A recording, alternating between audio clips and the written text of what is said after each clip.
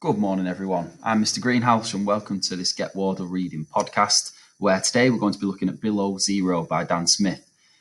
Now, whenever I'm reading a new book or deciding which book to read, I always like to read the blurb because it gives me kind of a snapshot of what this text might be like and whether it's going to be something that I enjoy. And I do think that that's really important when it comes to reading. We need to choose texts that we enjoy because then we're more likely to want to read them. And everybody loves that feeling when you can't put a book down. And that's the kind of impression that I get from this text when I read the blurb. So what we'll do is we'll read the blurb and then we'll jump straight into chapter 1 and see what we think.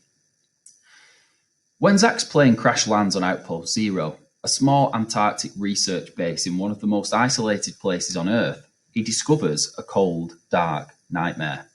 The power's out and the people who live there have disappeared.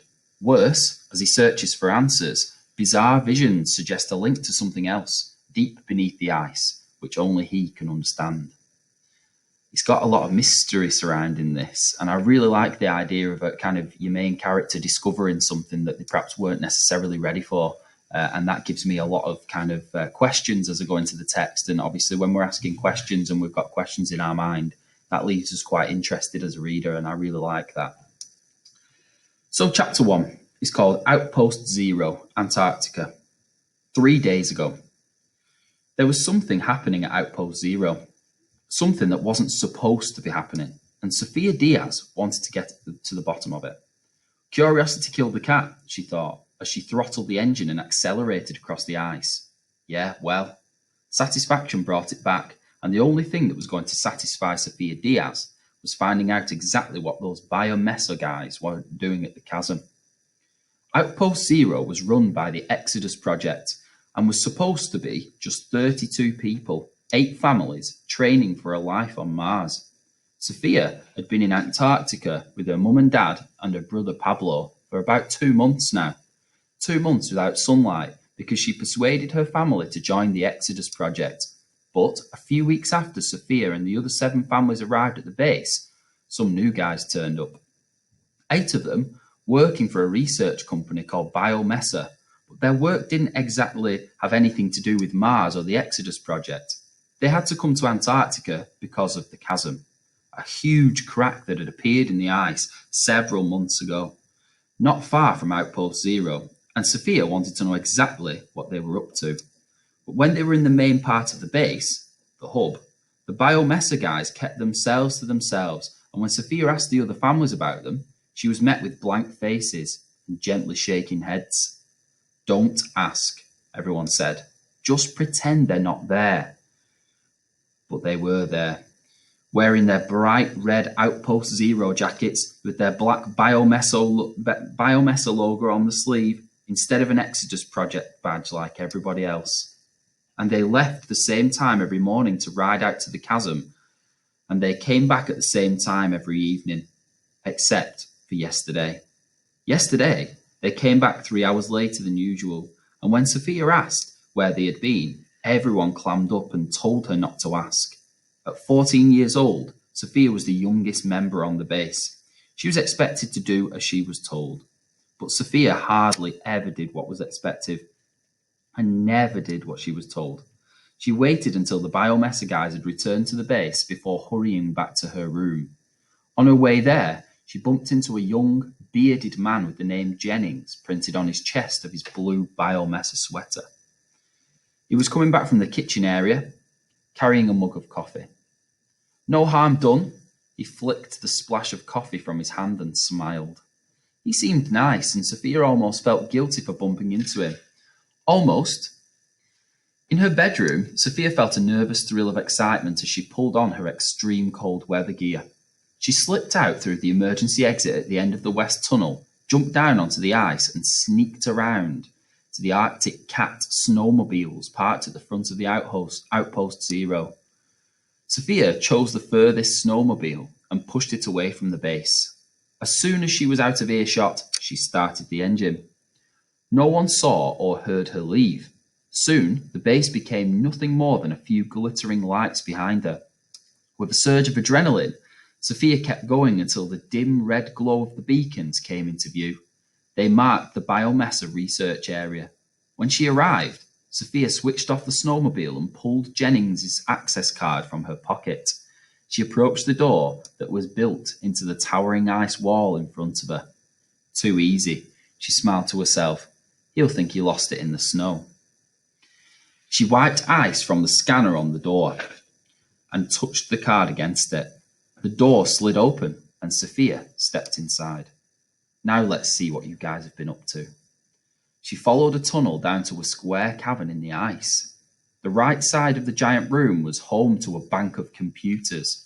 The left side, close to where Sophia was standing, was latticed, with a grid of rectangular holes cut into the ground.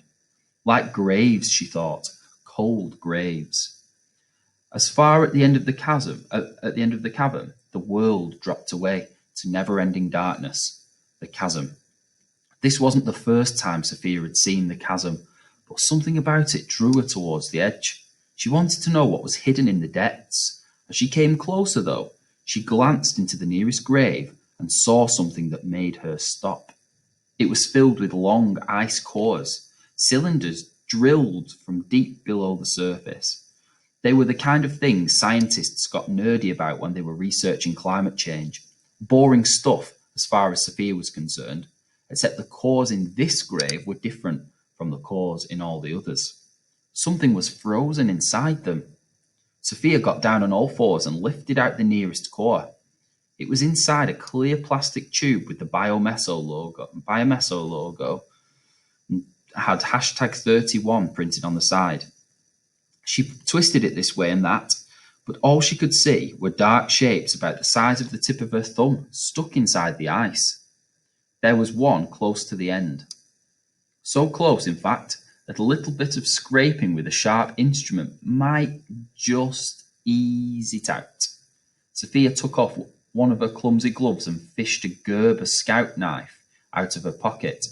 She flicked open the blade and used it to pop open the seal on the tube. She slid out the core and scraped at the ice until the small black object was protruding from the end of the core. Sophia used her fingers to loosen it up and pull it free.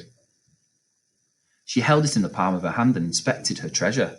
It was actually more brown than black, and now she could see it better. She thought it looked like a cocoon or a pupa, the kind of thing a beetle would grow inside. It was cold against the skin of the palm of her hand, but the longer she held it, the more she had a sense that it was growing warm. And when it moved, Sophia jumped so suddenly she almost dropped it. Her heart was thumping, her blood was rushing in her ears, and she held her hand further away from her face as if something was about to burst from the pupa and what? It's tiny. What could it do? Don't be such a scaredy cat. She smiled to herself and slipped the object into her pocket. She'd take it back and show Doc Blair. He'd find out what it was. In fact, why not take the whole ice core back to Doc Blair? There was something strange going on here, and it wasn't cool that the Biomessa were keeping secrets from the people that were living on the base. It was not cool at all. The others needed to know about this. Sophia slipped the ice core back into its container and made her way to the door. Outside, she put the plastic tube on the back of the Arctic cat, pulled her goggles over her eyes, and started the engine. As she accelerated across the snow towards the lights of Outpost Zero, Sophia thought about the grave filled with ice cores and wondered if the Biomessa people would notice one was missing. But the more she thought about it, the less she cared. What could they do? She wasn't scared of them. But she would be scared. Later, she would be scared to death. Okay, so that's the first chapter. And it gives us all this information about kind of our initial character of Sophia. And she's clearly somebody who's very curious, somebody who's very daring in that she's stolen the key card and broken into this section of the cavern and found the chasm. And inside it, she's noticed these kind of, she discovers it to be a kind of creature almost. Now, we're left with a lot of open-ended questions at the end of that first chapter, which is fantastic for us as a reader and makes us feel really intrigued as to what's going to happen next. And that's only the first chapter.